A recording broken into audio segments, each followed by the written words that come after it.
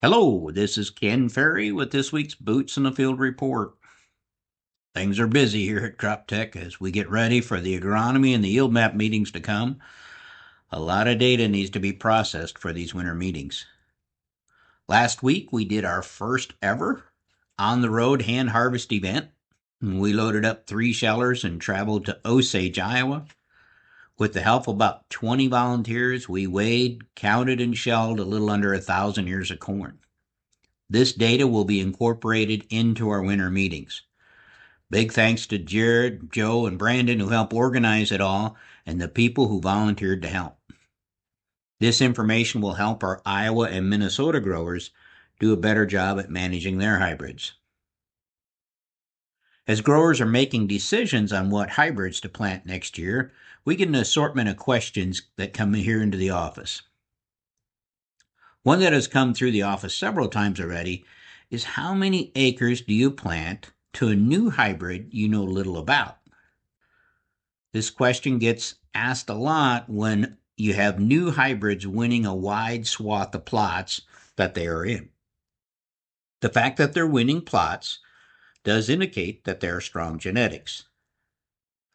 But when select hybrids win a lot of plots in a specific area, it may mean the growing conditions were perfect in that area for that hybrid.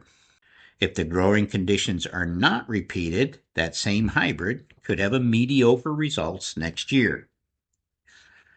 Here locally, we have a couple of 117-day hybrids have been mopping up in a lot of plots, no matter whether it was planted in April or May. One thing to look at when it comes to ET rates this year, we had considerably above average ET rates in August through the end of September.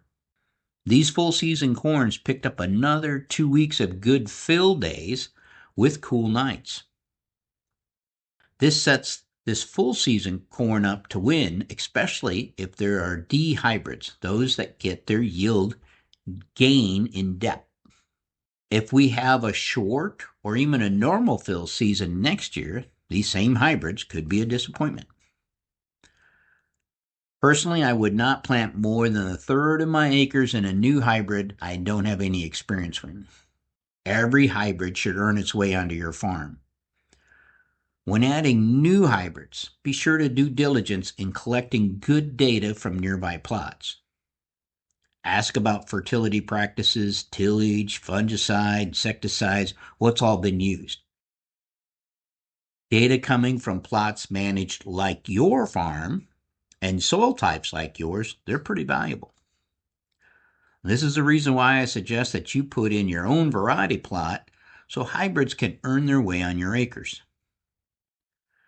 Hybrid selection should be about mitigating risk by splitting up maturities, early, mid, and late, matching hybrids to your soil conditions and management practices.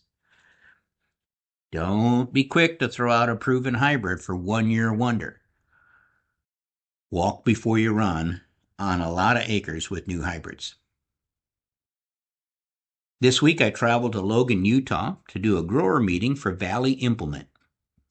Valley Implement has multiple stores in Utah and Idaho. Now, corn's not a big crop out there, but due to livestock numbers increasing, the demand for corn is going up. They're in a grain deficit area, working with $1.30 to $1.50 positive basis. Those prices have generated more corn production. Valley Implement asked me to come out and to talk about corn with their customers. While I was out there, I did an interview for the podcast to give our listeners a taste of farming in Utah. Today we're at Logan, Utah. Just did a meeting with Valley Implement, a bunch of their growers, and talking about corn production out here. And I'll let this young man introduce himself and where he's from, but just trying to get some insight on what's farming like out here in the valley. Hello, everyone. Mark Schumann, sales representative for Valley Implement here in Preston, Idaho, Logan, Utah, and also Tremonton, Utah. Just tell you a little bit about the farming out here in these parts. Lots and lots of alfalfa. Corn is coming stronger and stronger every year. Lots of dryland wheat. As far as dry land and irrigated ground, we have lots and lots of dry ground, 17 to 18 inches of annual rainfall. So, as you may all imagine, irrigation is key when that is available. Um, in our area, quite a lot of dairies, and the farther north you get, and the farther kind of outskirts from the valleys, lots and lots of beef cattle. I would assume all the corn produced out here is going into the area. You're not shipping it out for ethanol or anything like that. Is most of it being fed here at the dairies and the poultry industry?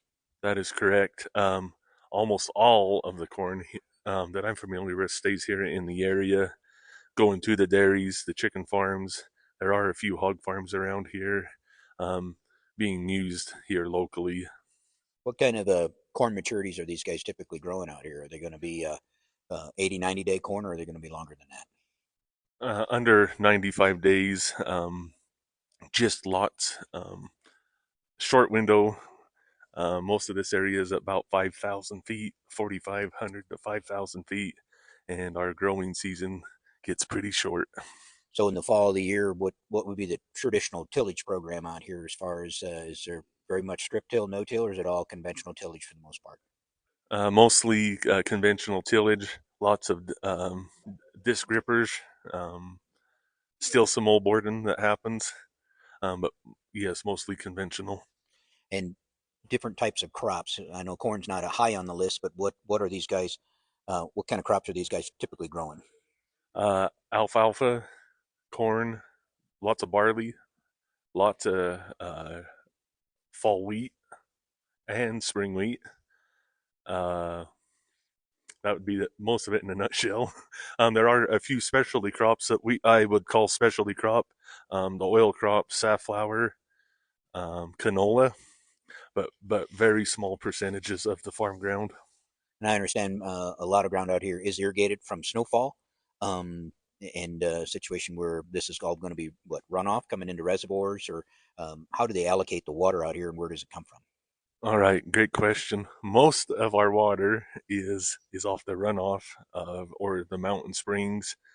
Some of our mountains are 7,000 to 8,000 feet high, running down into the creeks and streams down into very complicated reservoir systems and canal systems that have mostly been put into plastic pipe now. I noticed in the hotel this morning they were talking about kind of a water shortage for Salt Lake, the big lake over here. Is that a concern that's been happening all along, or is it something new?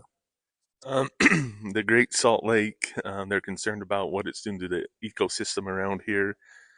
It's only been a issue in the last few years where it's got a lot of publicity. The media loves to hear about it. It will affect the agriculture producers going forward. So, I guess is agriculture getting blamed for using the water, or the cities wanting more water? Why is the lake running dry? The farmers get blamed for everything, Ken, don't you know? Yeah. um, but yeah, a little bit on the ag side. The population growth around here is really big right now. We're booming, and of course, the municipalities are requiring more water, and that's also affecting it. So is that going to change how these guys irrigate in the future? Will they have to let some ground go, or will it change their allotments, you think? I I think it will eventually, but in the short term, ground that's being irrigated, just improving on it with center pivots.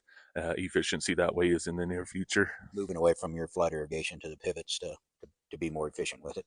That is 100% correct. Well, I appreciate the time. Sounds like it's a little more complicated farming out here than it is in Central Illinois, but our guys will appreciate you downloading us with some of this information. So thanks a bunch. You bet. That was a great bunch of guys out there. Due to water cost, there was a lot of interest in hybrid characteristics. Hybrid characteristics will be one of the topics we touch on in our virtual winter college coming up January 9th. If you haven't got signed up yet, go to our website and click on the Corn College tab. If you came to the live event this summer, you're already signed up and you should be getting info in your email on that.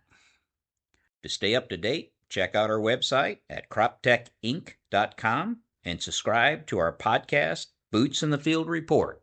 Keep her safe, keep her moving.